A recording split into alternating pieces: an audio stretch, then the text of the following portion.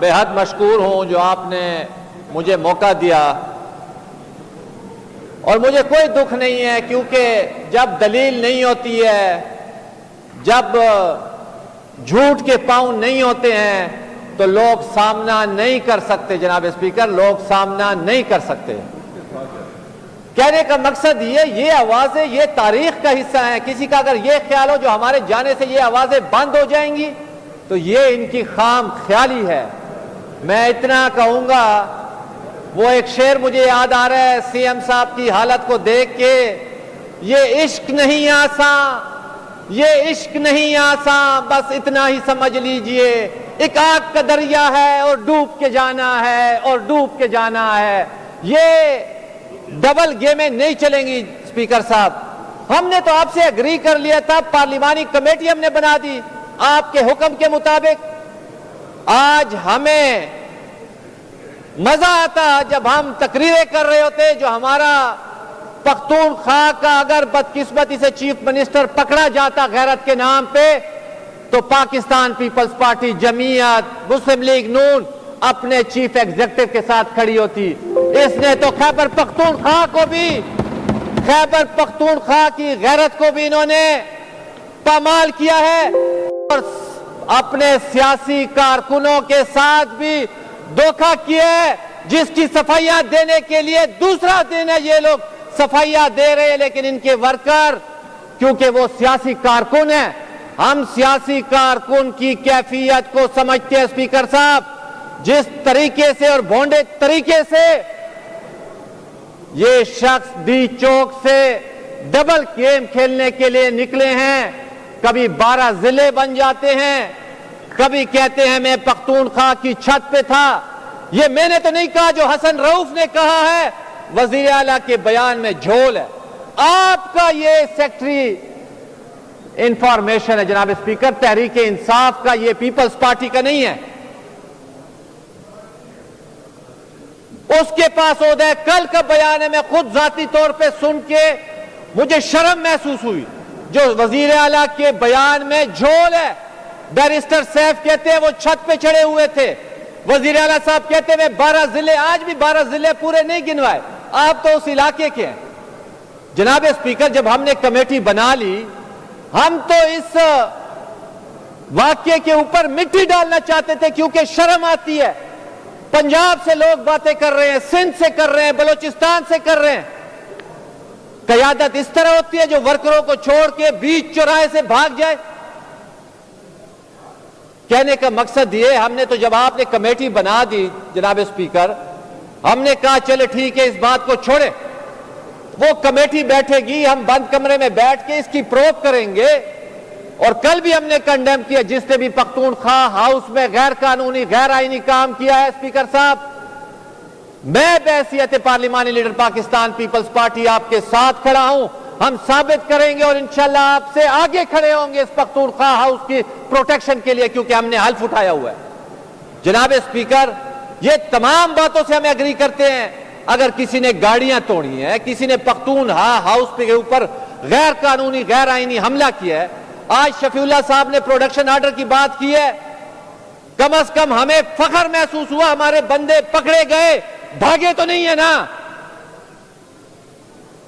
جناب اسپیکر، خدارا اتنی ڈھائی کے ساتھ جھوٹ بولا جا رہا ہے۔ دوسرا دن ہم نے تو کہا چلے بات ختم ہو گئی ہے، تو آپ شاید جو ہے نا اس بات کو پارلیمانی کمیٹی بنانے کے بعد ختم کر چکے ہوں گے، لیکن آج پھر آپ نے اس ایشو کو دوبارہ زندہ کیا ہے، اور یہ ہم نے آپ کے ساتھ کمٹمنٹ کی ہے۔ آپ جتنی بھی باتیں کریں یہاں سے، کل نیک محمد صاحب نے باتیں کی، اس دن ہماری لیڈرشپ کے خلاف نازیبہ استعمال ہوئی بات، لیکن ہم نے آپ سے وعدہ کیا ہم اپنی باری پہ بولیں گے، ان کی بات سنیں گے، چاہے یہ گالیاں دے، چاہے یہ بے توقیری کرے، چاہے یہ دھوس دے، چاہے یہ دھمکیاں دے۔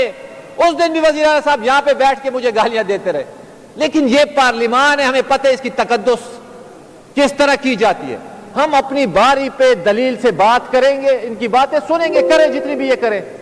لیکن میں آج پھر کہتا ہوں جناب اسپیکر، جس طریقے سے اس صوبے کے وزیر اعلیٰ نے اس دن جو حرکت کی ہے، یہ ایک صحت مند ذہن کی نشانی نہیں ہے۔ اس دن بھی ہم نے مطالبہ کیا ہے کسی صحت مند ذہن کو یہاں پہ وزیر اعلیٰ بٹھایا جائے اور اس صوبے کو چلایا جائے. اس صوبے کو بہت زیادہ چیلنجز ہے جناب اسپیکر. سنجھانی جلسے میں یہ جاتے ہیں, مجھے تو ان پہ ترس آتا ہے. ڈاکٹر امجد پہ روز ان کی تقریر ہوتی ہے, فوج ہمارے خلاف ہے. ادھر سے سجاد صاحب اٹھتے ہیں, اسٹیبلشمنٹ ہمارے خلاف ہے. وہ میرے لیاقت بھائی روز کہتے ہیں یہ فوجی جو ہیں ہمارے گھروں پہ چھاپے مار رہے ہیں. آپ کا تو جو لیڈر آف دا ہاؤس ہے وہ تو ایس ایچ او سے آگے جاتا نہیں ہے, آئی جی سے آگے جاتا نہیں ہے. تو اس کی بات مانے, آپ کی بات مانے, کس کی بات مانے؟ وہ کہتے ہیں میں فوجیوں کو سلوٹ کرتا ہوں. جناب اسپیکر آپ نے تقریر میں سنا, میں سلام پیش کرتا ہوں, لیکن فیڈرل گورنمنٹ بے غیرت ہے, سپاہی بڑے بے غیرت ہے.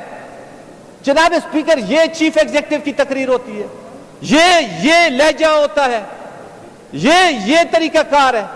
خدا را اس ہاؤس کا ایک ڈیکورم ہے, اس ہاؤس کا ایک چیف ایگزیکٹو ہوتا ہے, لیڈر آف دا ہاؤس سب کے لیے قابل احترام ہوتا ہے, لیکن کچھ چیزیں آپ کو اپنی گفتگو سے اپنے عزت کو بڑھانا پڑتا ہے. جناب اسپیکر روز یہ آ کے یہاں پہ لیکچر دیتے ہیں, مجھے تو یوں لگتا ہے جیسے ڈاکٹر ذاکر نائک آیا ہوا وہ ہمارے اسمبلی میں. کہنے کا مقصد یہ باتیں آپ کس کو بتانا چاہ رہے ہیں؟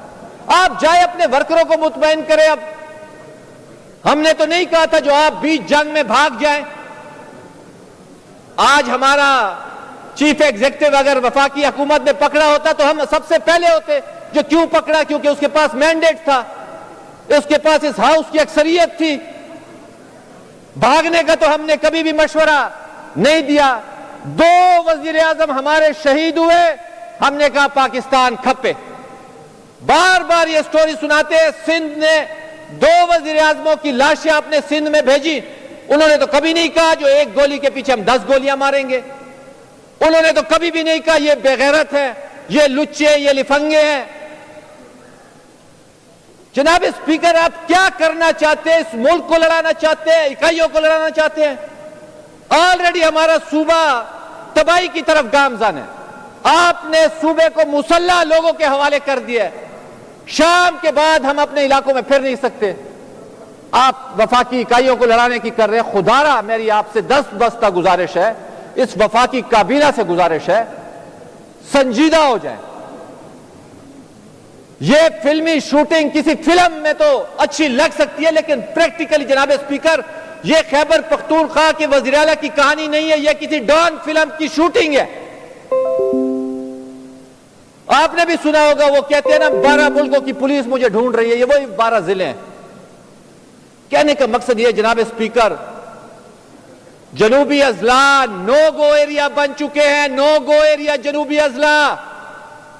سی ایم صاحب کا اپنا ضلع, شام کے بعد وہاں پہ آمد و رفت نہیں ہو سکتی. خدا را میری آپ سے 10 بستہ گزارش ہے, اس ہاؤس کی ان کیمرہ میٹنگ بلوائیں.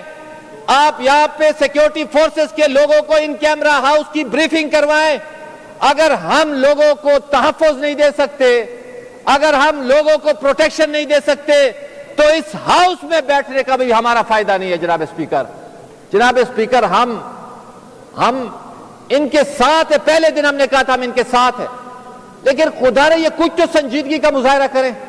اگر اس طرح کی حرکتیں ہوں گی تو آپ ہم سے کیا ایکسپیکٹ کرتے ہیں؟ ہم اس طرح کی حرکتوں میں آپ کا ساتھ دیں گے؟ جناب اسپیکر میری آپ سے گزارش ہے, ہمیں صرف توقع آپ سے ہے. آپ نے جس منصب پہ جس طریقے سے آپ چلا رہے ہیں, آپ کی ہمیشہ ہم نے اس منصب کی بھی اور آپ کی بھی ہمیشہ ڈائریکشن کو فالو کیا ہے. میری آپ سے 10 بستہ گزارش ہے, خدا را اس صوبے کے اوپر رحم کھائے. آپ نے سٹینڈنگ کمیٹی بنائی, آپ نے اس ایشو کو سٹینڈنگ کمیٹی کے حوالے کر دیا تھا. ہم تو چاہ رہے تھے مزید اس پہ بات نہ ہو, لیکن آپ نے خود کوشچن آنسر کو روک کے, لیڈر آف دی ہاؤس کی خواہش تھی جو یہ بات ہو, تو ہمیں بھی اپنا موقف پیش کرنے کا پورا حق ہے. یہی موقف ہم پیش کر رہے ہیں, اور آپ سے میں پھر گزارش کرتا ہوں خدا را سنجیدہ ہو کہ اس ہاؤس میں امن و امان کے حوالے سے ان کیمرہ میٹنگ کروائیں, تاکہ ہمارے جو معاملات چل رہے جناب اسپیکر کہیں ایسا نہ ہو جو ہم اگر بعد میں میٹنگ کرتے رہے اور اس کا کچھ حل نہ نکلے اس سے پہلے. خدا را میری ان سے دستبستہ گزارش ہے، صوبائی کابینہ میں یہ بڑے کمیٹڈ لوگ بیٹھے ہوئے ہیں، 4 کروڑ لوگ اس ہاؤس کو دیکھ رہے ہیں، نہ کہ اس ڈرامے سے ان کا کوئی تعلق ہے. ڈرامہ جانے اور آپ جانے اور آپ کا ورکر جانے. خدا را ہمارے اس صوبے پہ حکمرانی کرے جس کا مینڈیٹ آپ کو بڑی محبت سے لوگوں نے دیا ہوا ہے. ہم آپ سے توقع کرتے ہیں جو آپ اس صوبے کے اوپر رحم کر کے ان تمام ایشوز کے اوپر بات کریں گے، حکمرانی کریں گے. سی سی آئی کی میٹنگ کی ہم نے بات کی، 55 لاکھ بچوں کی بات کی جو آؤٹ آف سکول چلڈرن ہیں، 25 وی کی بات کی جو علمی درسگاہوں سے باہر ہیں. جناب اسپیکر، کون کون سے ایشو کو روئے، کہہ کے تھک گئے. خدا را آپ یہ اسٹینڈنگ کمیٹیز کو متحرک کریں تاکہ ہم اس میں اس بھاگ دوڑ کو سنبھال کے اس صوبے کو خیر خواہی کی طرف لے چلے. شکریہ اسپیکر صاحب.